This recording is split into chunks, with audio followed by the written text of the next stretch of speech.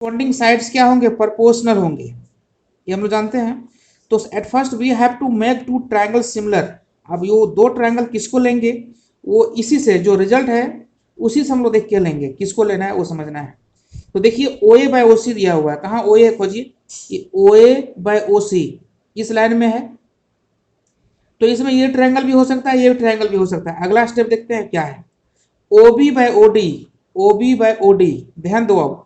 अब ये लाइन ये लाइन और ये लाइन ये लाइन, ये कौन सा दो ट्रायंगल है जो दोनों में कॉमन है, तो मेरे को लग रहा है, क्या लग रहा है, ये मेरे को नहीं पता, आप बताइए कौन सा ट्रायंगल को लिया जाए इसमें। ये ए ओ बाय ओ सी और B O by D O, कौन सा दो ट्रायंगल ऐसा है जो दोनों में कॉमन है, ये आपको हाँ हाँ हाँ, in triangle A O B and triangle C O D. आप सोचेंगे कि हम सी ओ डी क्यों लिखेंगे, हम डी ओ सी क्यों नहीं लिखे, क्वेश्चन यहाँ हो सकता है।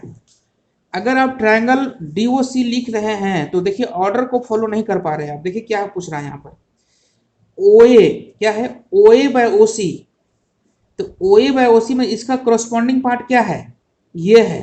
तो जब हम ए ओ ले रहे हैं तो आपको ओ सी लेना पड़ेगा, और बी ओ बाय क्या है, ओ डी है, बी ओ बाय क्या है, ओ डी है।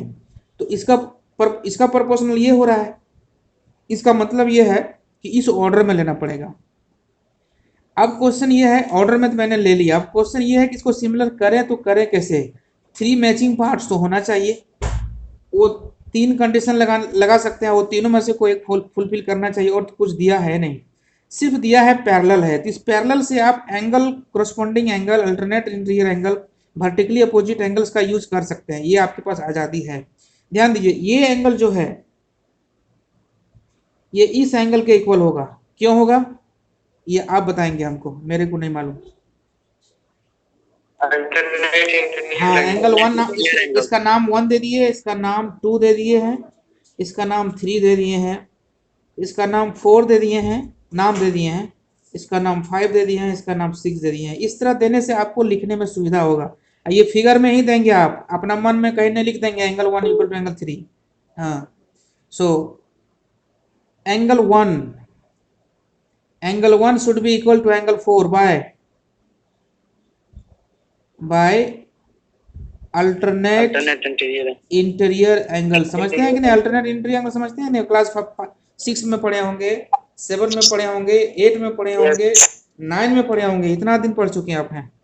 फिर है angle 2 is equal to angle 5 as above reason, same reason के कारण है। और एंगल देखिए अब दो से ही आप सिमिलर लिख सकते हैं, लेकिन चूंकि ये तीसरा एंगल भी आराम से दिख रहा है तो आराम से लिख सकते हैं, नहीं भी लिखेंगे तो नथिंग इज रॉन्ग। और angle 3 is equal to angle 6, ये by vertically opposite angle, vertically opposite angles है, दैट्स वाई इक्वल हो गया। So therefore by A similarity,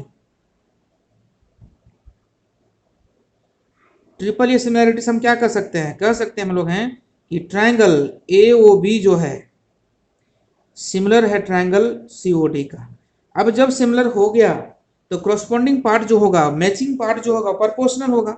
that's why we can say that कि ओ ए बाय ओ सी, यहीं से लिख सकते हैं। अगर सही ऑर्डर में आप लिख दिए कहीं दो ट्रायंगल को तो ट्रायंगल देखने की जरूरत नहीं पड़ेगा, आप इसी से लिख सकते हैं। फिर क्या है ओ बी, ये देखिए ओ बी, फिर यहाँ क्या है ओ डी लिख दीजिए। थर्ड भी होता A B by C D, लेकिन प्रूव कर नहीं बोला है इसलिए हम लोग नहीं लिखेंगे।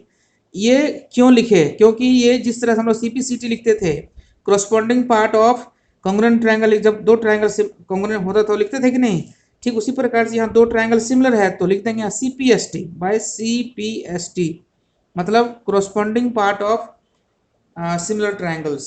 If two triangles are similar, it means the corresponding parts जो भी हो, चाहे साइड हो चाहे एंगल्स हो, वो इक्वल होंगे। corresponding parts सिमिलर प्रोपोर्शनल होंगे और corresponding एंगल्स इक्वल होंगे, ये हम लोग लिखेंगे इससे। चलो ठीक है, इस तरह से ये हो गया, क्वेश्चन नंबर 3 हो गया। अब क्वेश्चन नंबर 4 की ओर बढ़ेंगे हम।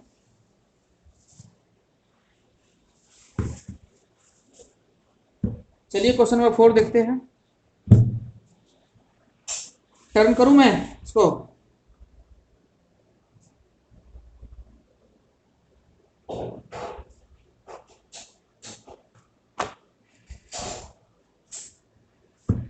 Question number 4 is very interesting, बहुत अच्छा है क्वेश्चन है ये। पहले फिगर बनाया जाए इसका। अरे सब मीटिंग ओवर कर दिए क्या? सब चले गए क्या? Time sir. और टाइम हो गया नो सर। हैं? टाइम तो अच्छा टाइम हो गया, टाइम छोड़िए। तो हाँ ना, ठीक है टाइम हो गया कराने। Okay, have a nice day. जब टाइम हो गया तो छोड़िए।